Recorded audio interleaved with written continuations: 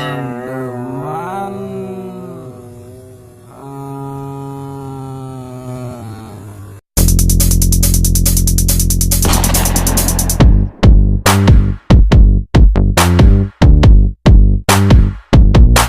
Assalamualaikum warahmatullahi wabarakatuh.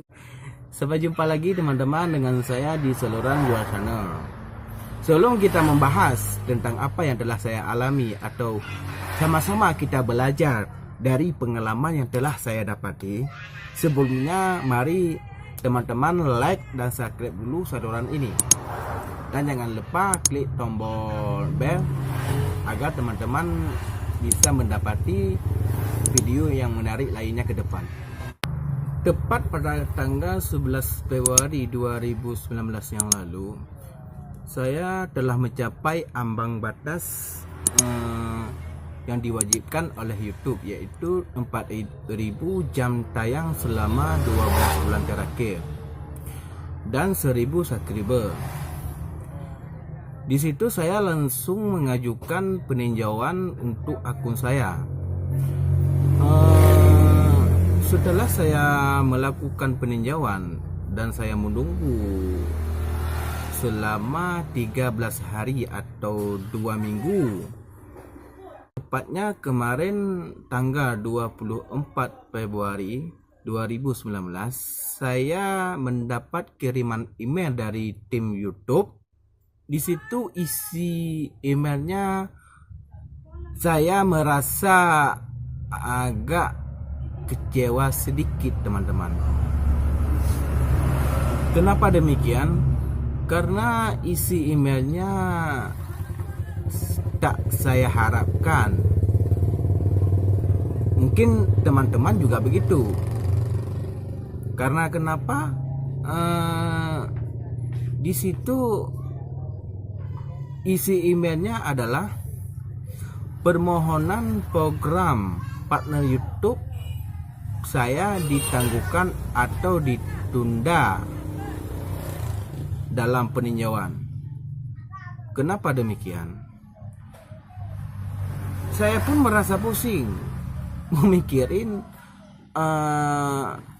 kesalahan apa yang telah saya perbuat selama ini hingga akun saya atau channel saya ini tak diterima oleh YouTube. Maksudnya di sini bukan nggak diterima sekaligus, tapi ditangguhkan untuk peninjauan. Di situ diperintahkan kita untuk memperbaiki konten atau postingan yang telah kita posting selama ini. Saya merasa di situ mungkin ada kesalahan, baik itu re-upload atau video duplikat. Memang selama ini ada video seperti itu, tapi selama 13 hari dalam peninjauan tersebut saya telah memperbaikinya dengan cara saya telah menghapus semua postingan yang sedemikian rupa. Mungkin kesalahan lain ada juga sih, tapi nggak terlalu banyak, nggak terlalu sering mungkin, yaitu Super Sub ini ya sudah menjadi apa namanya adat istiadat bagi YouTuber pemula seperti saya ini. Mungkin di situ kesalahan berat yang telah saya lakukan. Oke teman-teman, langsung aja kita lihat isi emailnya seperti apa. Letak kesalahan YouTuber pemula seperti saya ini dan di mana atau apa yang harus kita perbaiki. Oke, langsung aja teman-teman kita lihat isi emailnya.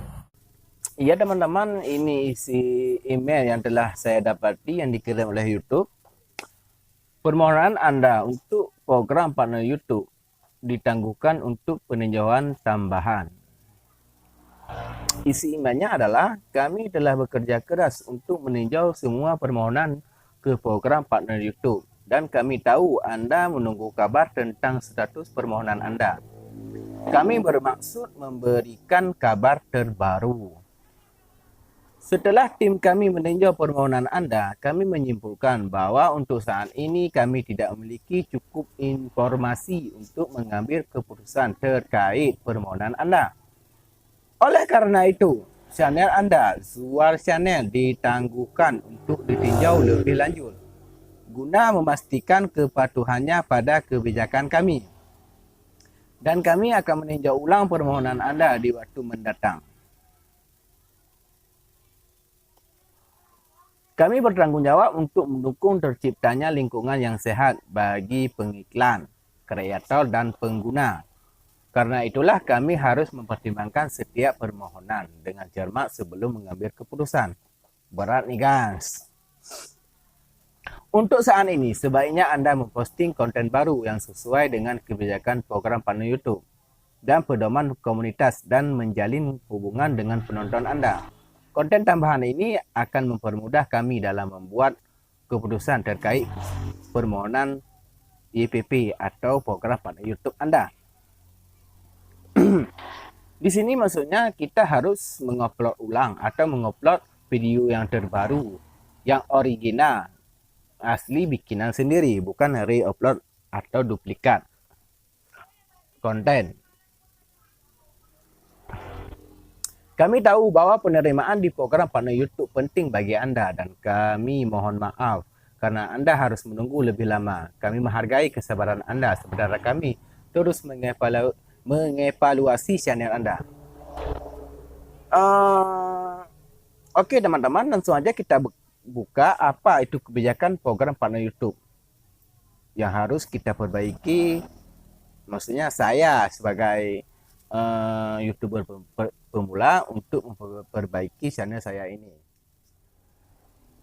Jelaskan masalah Anda. Memang lagi ada masalah ini, mau saya jelaskan.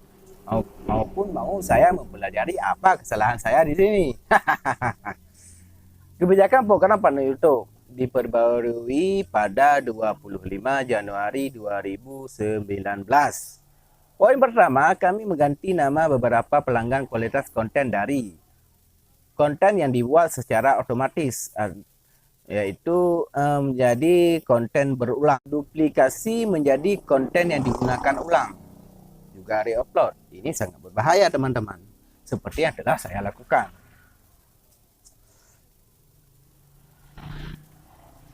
Kami memperjelas kebijakan kami untuk menyertakan lebih banyak informasi dan contoh seputar pedoman kualitas konten AdSense.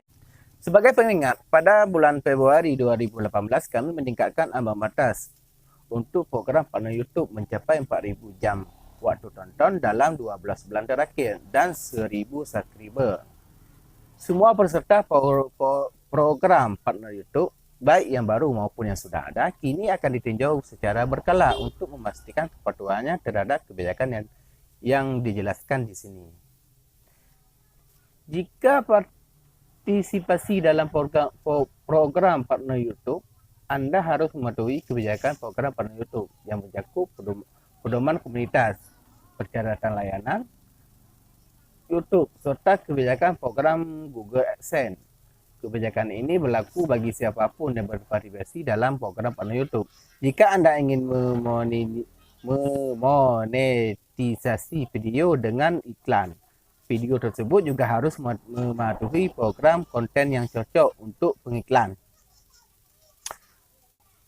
Jika Anda melanggar salah satu kebijakan ini, YouTube dapat mengambil beberapa atau semua tindakan berikut. Mari sama-sama kita simak teman-teman apa itu kebijakan ini. Yang pertama, menonaktifkan iklan dari konten Anda jika kita melanggar. Yang kedua, menonaktifkan akun AdSense Anda. Jadi AdSense kita pun bisa dinonaktifkan di sini.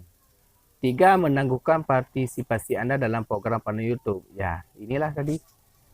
2, menangguhkan atau bahkan menghentikan channel Anda. Wah, ini yang sangat bahaya teman-teman. Berikut ini ringkasan dari masing-masing kebijakan utama. Pastikan Anda membaca setiap kebijakan tersebut secara menyeluruh. Ikuti pedoman komunitas YouTube. Kita lihat apa isinya. Pedoman ini membantu menjaga YouTube agar tetap menjadi komunitas yang menyenangkan bagi para pengguna dan pengiklan. konten yang melanggar pedoman komunitas, YouTube tidak memenuhi syarat untuk dimonetisasi dan akan dihapus dari YouTube. Konten yang tidak cocok untuk semua penonton mungkin akan dikenai pembatasan usia. Selain itu, channel YouTube Anda juga dapat terkena teguran, dan pelanggaran berulang dapat mengakibatkan penangguhan dari program partner YouTube dan atau penghentian channel YouTube Anda.